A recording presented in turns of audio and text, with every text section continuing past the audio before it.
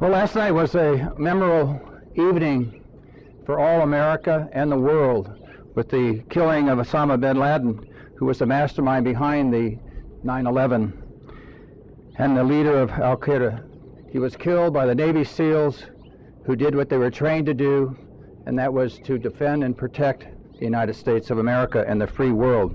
We want to congratulate those men and women of our nation's armed forces who have dedicated their life and career to defending our great nation.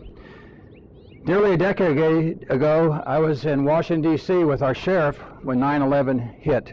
We had just arrived and we were meeting with the director of immigration when that occurred. And it's ironic that today the Board of Supervisors is going back to Washington, D.C. today. Half of our members are on the flight right now, and I will be leaving shortly as well. In the face of these tragic events and during the nation's darkest moments, we saw many, many heroes emerge. We saw those first responders who responded, and many of those even gave their life in responding to that tragedy. We must never forget those 3,000 men and women who lost their lives in those tragic events with the World Trade Center and the Pentagon.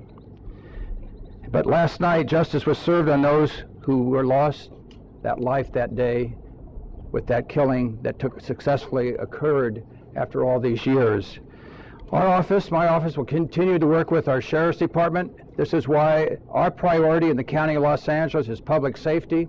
We can never take second place in public safety. We must ensure that our first responders have the full support from our county to ensure that they're able to protect the men and women in our county, just as our nation's armed forces need the support to protect this world.